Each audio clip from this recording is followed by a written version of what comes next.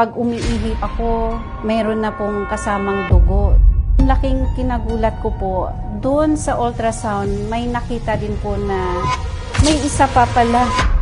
I'm Jeneline Escoto, 50 years old, taga Antipolo City.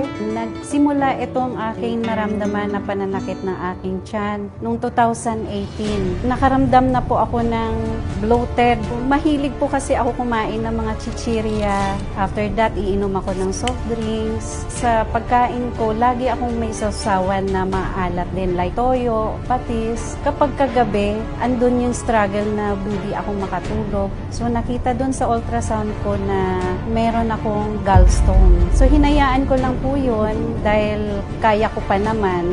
Inisip ko po ang mga anak ko na nag-aaral, wala po silang kasama sa bahay, walang mag-aasikaso. At the same time, kulang din po sa budget nung time na yun. So nung 2018, kinakaya ko lang siya. And then dumating yung time, February 2025, naranasan ko po yung sobrang pananakit ng tiyan. Pag umiihip ako, mayroon na pong kasamang dugo. Hindi kasi siya normal na ganun. Nabahala ako doon. Doon na po nagtuloy-tuloy yung pananakit. 1 week ko nang nararamdaman. Wala na po akong ganang kumain. Parang nasusuka. Ilang oras po akong gising. As in, bumagsak yung katawan ko noon. Pumayat ako na sobra. Mahina yung immune system ko. Lagi akong ginakapitan ng sakit. So, nagpatingin po ako sa doktor. Nagpa-ultrasound po ako. Nag-check din po doon sa urinalysis ko na mataas po yung RBC. Laking kinagulat ko po, doon sa ultrasound, may nakita din po na kidney stone, left and right. So, parang sinakluban ako ng langit dahil sa bigat ng nararamdaman ko, may isa pa pala.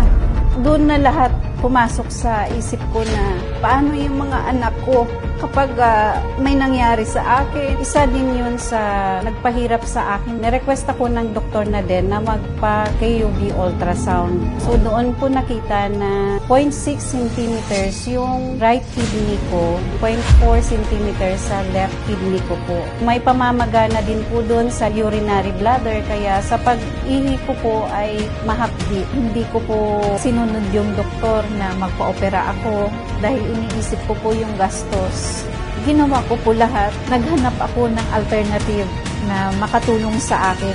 Sa kaka-scroll ko, nakita ko si Salveo. Doon po sunod-sunod, pinapanood ko po yung lahat ng mga video na aking nakikita na natulungan po talaga sila. Meron na may gallstone, nakainom lang siya ng 2 weeks na wala po yung pananakit. So doon ako nag-decide na mag-take din ng Salveo. Doon ko naranasan na nawala yung pananakit ng sikmura ko. 6 po ako 3 times a day. 1 week pa lang, natulungan niya na po ako. Naibsa na po yung aking nararamdaman na bigat. Nagkaroon na rin po ako ng gana sa pagkain. Gumanda din po ang pagtulog ko. At after 2 weeks, wala na po ako nararamdaman na bloated. Natuwa po ang aking mister. Sabi niya sa akin, ituloy mo lang si Salveo. At ganun din po yung mister ko.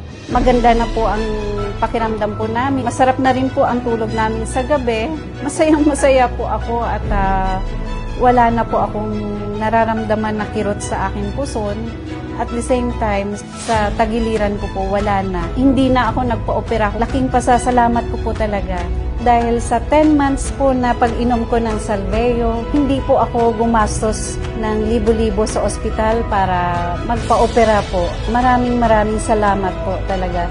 Ako po si Jeneline Escoto at ito ang aking kwentong Salveo.